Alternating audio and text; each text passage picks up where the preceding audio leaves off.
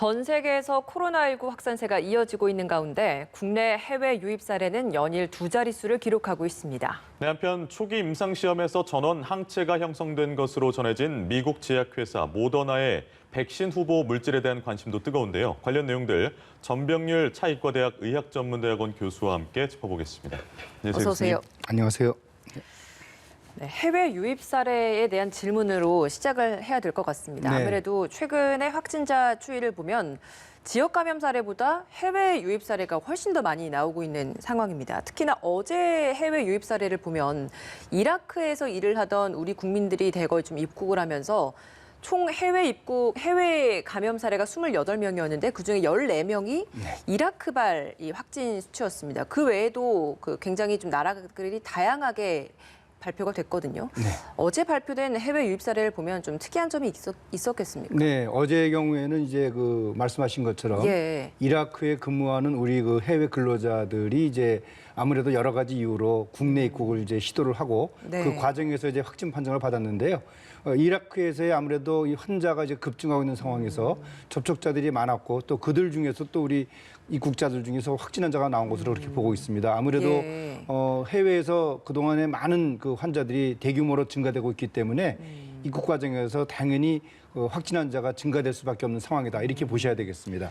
어제 이제 해외 유입 사례를 쭉 봤더니 주한미군에서도 관련 확진자가 7명 정도 나왔더라고요. 근데 주한미군은 우리 방역 당국의 지시나 의료를 따르는 게 아니라 이 캠프 안에, 그러니까 주한미군 캠프 안에 별도 병원에서 관리를 하다 보니까 이게 제대로 관리가 되는 것이냐 이런 의구심도 있어서요. 어떻게 보십니까? 네, 일단 주한미군의 경우에는 이제 순회 배치를 이제 하게 됩니다. 예. 그래서 타 지역에서 근무하는 미군들이 이제 국내에 입국하는 과정이 일단 오산으로 입국하는 과정이 있고 또 인천공항으로 들어오는 과정이 있습니다. 그러니까 오산으로 들어오게 되면 바로 이제 부대 내에 기지내에서 이제 별도로 이제 검사를 하고 격리를 해서 14일 동안 조치를 취하는 걸로 되어 있는데 예. 인천공항을 입국하는 경우에는 이제 차량으로 평택까지 갔다가 또 평택에서 다음 날 이제 검사를 받게 됩니다. 그 과정에서 약간의 좀 이 허점이 있을 수가 있고요. 네. 또 실제 검사를 한 이후에 확진 여부에 대한 판정도 좀 더 차이가 좀 있다는 그런 이야기들이 있어요. 아, 그건 어떤 의미인가요? 일단은 검사 방법에 있어서의 오류가 좀 이렇게 확인이 되고 있다. 뭐 이런 보도가 있는 걸 비춰봤을 때 네. 이런 부분들에 대해서 우리 평택시 보건당국과 좀 꼼꼼한 그런 연계 체계를 갖는 필요성이 있다는 것이 제 생각이고요. 또 주한 일본의 일본 주둔하고 있는 미군의 경우에도 이런 이 코로나 환자들이 계속해서 발생해서 보건당국과 마찰에 있는 예. 것으로 그렇게 알려져 있습니다. 그 정확도의 차이가 있다는 게 검사 방식이 동일하지 않은 건가요? 일단 PCR 검사는 동일한 것을 네. 알고 있는데 아무래도 이제 숙련도 예를 들어서 지금 우리 보건당국이나 의료기관에 네. 되면은 이제 계속해서 하루에도 몇만 건 검사가 이루어지지 않습니까? 이제 그런 아마 차이가 아닌가 생각을 해봅니다. 알겠습니다. 그 해외 유입 사례, 아직까지는 이 해외 유입 사례가 지역 사회로 전파된 사례는 나오지 않았기 때문에 어느 정도는 방역 당국의 통제하에 있다라고 지금까지는 보고 있습니다. 근데 최근에 또 나온 한 사례를 보면 우즈베키스탄에서 입국해서 확진된 확진자의 자녀가 확진이 된 사례가 나왔습니다. 그러니까 가족 간의 감염이긴 한데 원래 확진을 받으면 따로 격리가 돼서 치료를 받잖아요. 근데 이번 사례를 저희가 어떻게 이해를 해야 되는 겁니까? 네, 일단 우즈베키스탄 입국자의 경우에는 네. 11일 날 입국을 했습니다. 그리고 이제 12일 날 이제 확진 판정을 받았는데 입국하는 과정에서 이제 3살 된 영아가 함께 입국을 했습니다. 네. 아마도 입국하는 과정에서 이미 감염이 돼서 들어온 것으로 좀 저는 추측을 하고 있는데 어쨌든 간에 가족 감염이라는 경우를 비춰봤을 때는 우리가 우려하는 지역사회에서 감염을 알 수 없는 그런 환자가 발생한 것으로는 보고 있지 않습니다. 이런 면에서는 아직까지 해외 입국자들은 검역 과정에서 그리고 또 입국한 이후에 자가격리 과정에서 꼼꼼하게 관리가 되고 있다 이렇게 보시면 좋을 것 같습니다. 교수님, 근데 이게 그러니까 해외 입국자가 자택에서 14일 동안 자가격리를 하는 중에 가족들하고는 접촉을 할 테고 만약에 이 사람이 이후에 확진이 된다고 하면 가족들은 자가격리가 되지 않은 상태잖아요. 그럼 그분들이 이제 활동하다가 지역사회 감염으로 이어질 수도 있는 거 아니겠습니까? 그럴 개연성 얼마나 보십니까? 일단 가족들이 국내에서 살고 있는 과정에서 이 해외 입국자가 입국을 했다고 한다면은 어떻게 보면은 그 가족 내에서 접촉이 우려가 될 수가 있겠죠. 네. 그 경우는 이제 우리나라 사람들도 마찬가지라고 보시면 좋겠습니다. 그렇기 때문에 반드시 자가격리 기간 동안에는 가족들과의 접촉을 차단하는 노력이 필요하겠고요. 그렇죠. 그게 또 원칙이기도 그렇습니다. 하죠. 예. 네. 그렇기 때문에 어떤 면에서는 또 가족들까지도 보건당국이 꼼꼼히 관리를 해야 될 그런 또 필요성도 있다고 보시면 좋겠습니다. 예. 그러니까요. 평창에서도 관련된 사례가 나와서 한번 여쭤봤고 네. 음성 확인서 의무 제출국이 4개 나라에서 2개가 추가됐습니다. 필리핀하고 우즈베키스탄. 현재 추세를 좀 보고 결정을 한 것 같아요. 근데 이 유입을 막는 것도 중요하지만 일단 들어오신 분들이 뭐 자가격리를 잘 지키게 하는 것도 중요한데 지금 현황은 어떻습니까? 잘 지켜주고 계신가요? 뭐 대체적으로는 잘 지켜지고 있는데요. 일부의 경우에는 그 이 자가격리 규칙을 위반하고 외부 활동을 하는 것이 보건당국을 통해서 적발이 된 경우들이 있습니다. 네. 이제 그런 경우에는 이제 우리나라 법에 의해서 현재는 다 처리를 받고 있는 것으로 알고 있고요. 예. 일본인의 경우에는 집행유예까지 처벌을 받은 것으로 알고 있습니다. 그렇습니다. 엄격하게 좀 관리가 되고 있다고 보시면 좋겠습니다. 예. 그 6월 해외 입국한 사람 중에서 코로나19 진단 검사를 받지 않은 사람이 2,000명이 넘는다. 이건 어떻게 된 이야기인가요? 네, 일단 국회 그 보건복지상임위원회에서 질의하는 과정에서 6월 달에 이제 국내 해외 입국한 사람들의 인원과 그리고 또 검사를 받은 사람 인원을 비교해 보니까 한 2,400여 명 정도가 검사를 받지 않은 것으로 확인이 됐습니다. 그러니까 이 경우에 이제 혹시 검사를 받지 않은 채로 누락이 되는 것이 아닌가 이렇게 이제 질의를 했는데 네. 보건당국의 입장은 일단 그 이 특별 입국하는 과정에서 일부는 검사가 면제될 수도 있다. 그리고 또 약간의 그 시차가 있다고 합니다. 특별 입국되는 경우에는 3일 정도 이후에 이제 검사를 받는 그런 것들이 있는데 그런 부분들이 제대로 기록이 안 될 수도 있다. 뭐 이런 얘기가 있습니다만 어쨌든 간에 한 2천여 명 정도가 누락이 돼 있다고 한다는 점은 앞으로 보건당국이 해외 입국자들에 대해서 들어오는 사람과 검사받은 사람을 꼼꼼히 비교해서 누락된 사람들은 무슨 이유로 누락이 됐는지 좀 더 이 강화를 할 필요가 있다고 저는 생각을 합니다. 알겠습니다. 해외 입국의 통로가 이제 공항뿐만 아니라 항만도 있는데 항만 방역에서 이 구멍이 생기지 않게 하기 위해서 이게 선박의 국적이 고위험 국적이 아니라고 하더라도 뭐 네. 교대나 이런 걸 통해서 고위험 그 국가의 선원이 타고 있는 경우에 승선 검역을 하도록 했습니다. 이게 네. 좋은데 하루에 들어오는 선박이 150척이 넘잖아요. 이게 네. 좀 현실적으로 가능한 이야기냐 이런 지적도 있습니다. 네, 사실 이제 그 승선 검역이라는 것은 그 공항에서 입국자들을 검역하는 것과는 난이도 면에서 상당히 어렵습니다. 배를 타고 나가서 또 이 배를 또 선박 옆에 대고 또 이렇게 계단을 타고 올라가서 하는 그런 검사이기 때문에 예. 검사 인원도 상당히 많이 필요로 하게 되고요. 예. 또 시간도 많이 소요가 되기 때문에 현재 이 그 항만 검역의 경우에는 절대적으로 검역 인력이 부족한 것으로 알고 있습니다. 어제 그 검역 당국의 발표에 따르면은 150여 척 중에서 48척 정도가 승선 검역을 했다고 하는데 아무래도 이제 그 과정에서 꼼꼼히 해야 되는데 인원이 부족하다 보면은 좀 누락이 될 수 있고요.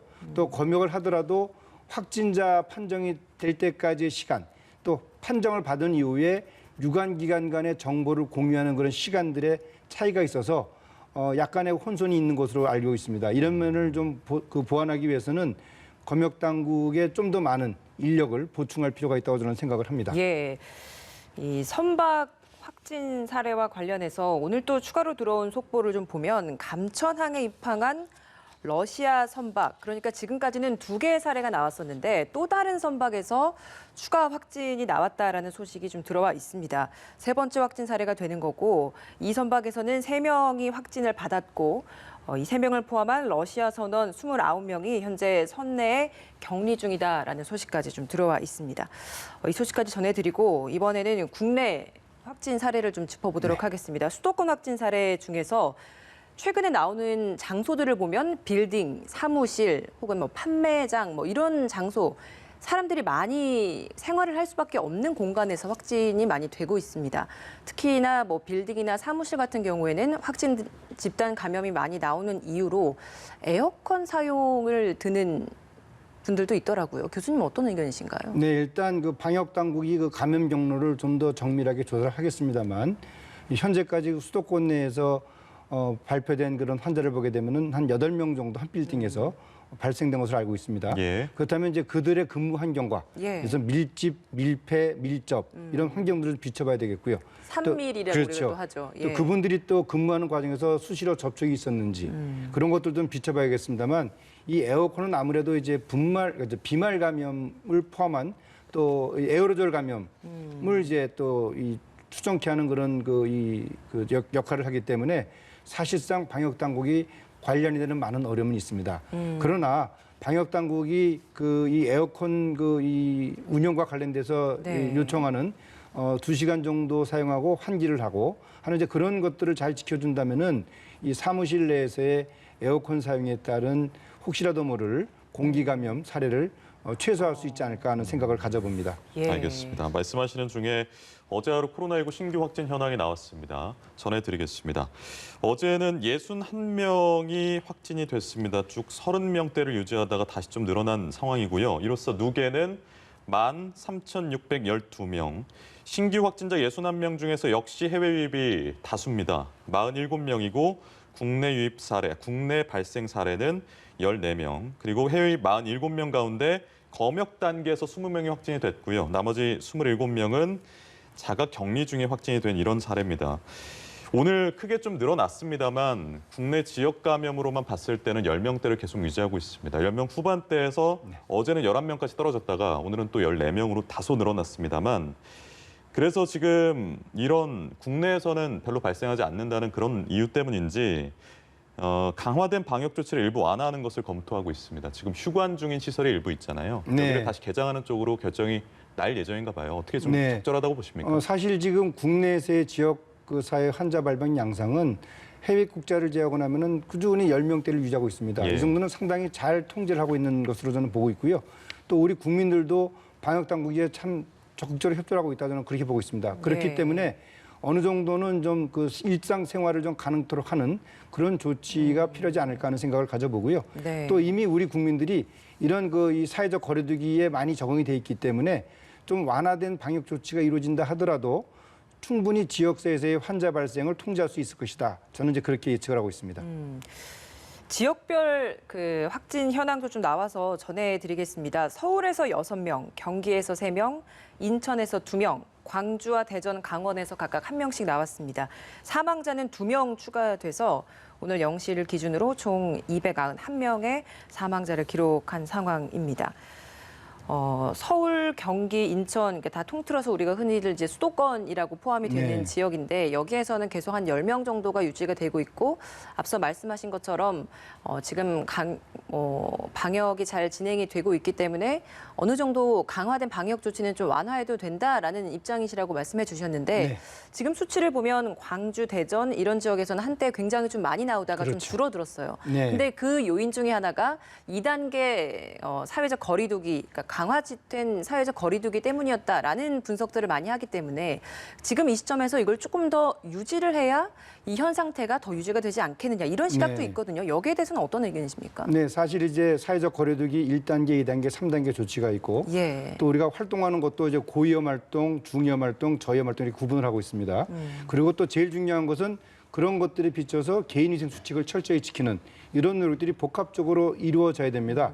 그러나 어떤 상황이라 하더라도 우리 개인들이 위생 수칙을 철저히 지키는 상황만 잘 이루어진다고 한다면은 이 지역사회에서의 환자 발생을 지금과 같은 상황으로 꾸준히 관리할 수 있다. 저는 이제 그렇게 보고 있습니다. 예, 그러니까 그런 사회적 거리두기의 지침보다는 개인적인 실천이 더 중요하다라는 그렇습니다. 말씀하시는 거네요. 마스크 착용, 손 씻기, 예. 또 증상 있을 때는 또 집에서 머무르기, 뭐 이런 것들만 꾸준히 잘 지켜진다고 한다면은 앞으로 우리가 상당히 또 이 어려운 상황이 올 수도 있어요. 예. 그런 상황에서도 잘 헤쳐나갈 수 있을 것이다. 저는 이제 예. 그렇게 보고 있습니다. 예, 개개인의 방역 수칙 준수가 더 중요한 시점이다라는 말씀이셨고 백신에 대한 기대감이 지금 솔솔 흘러나오고 있어서요. 네. 모더나에서 임상시험한 전체 대상자에게 항체가 전원 다 나왔다 이런 뉴스도 들어오고요.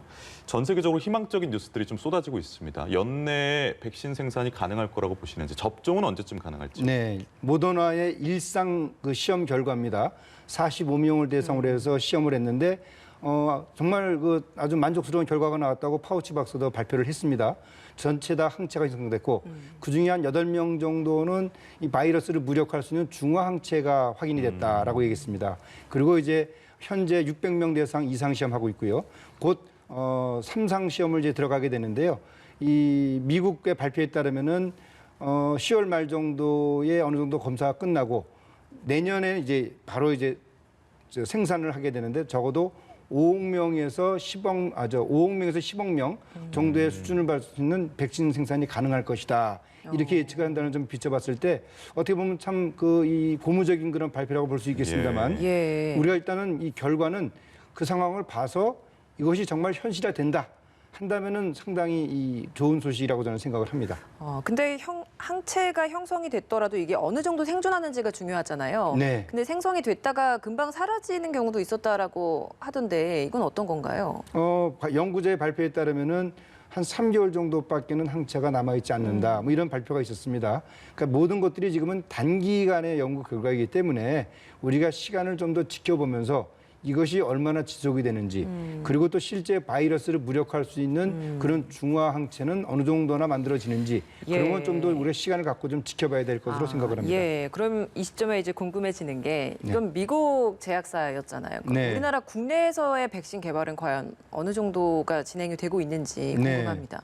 일단 국내에서의 그 백신 개발은 현재까지는 전부 그 비임상 단계로 이제 보시면 되겠습니다. 동물을 대상으로 한 그 백신 후보 물질을 지금 개발하는 상황이기 때문에 우리는 아직까지 갈 길이 상당히 멀다. 이렇게 보셔야 되고요. 그 차이가 있는 이유가 뭐 투자되는 금액 때문인 건가요? 아무래도 우리가 그동안에 자체적으로 백신을 개발해서 생산해 본 경험이 없습니다. 다른 미국이나 유럽의 많은 그 제약사들은 이미 오랜 기간 동안에 다양한 형태의 백신을 개발했고 또 생산을 했고 실제 국민들에게 활용을 하고 있는 것에 비춰봐서 우리나라는 아직까지 그런 부분에 있어서는 기초 초기 단계다. 그렇게 봐야지 이 상황을 잘 이해할 수 있다고 생각을 합니다. 알겠습니다. 여기까지 전병률 차의과대학 의학전문대학원 교수 모시고 코로나19 상황들 짚어봤습니다. 고맙습니다.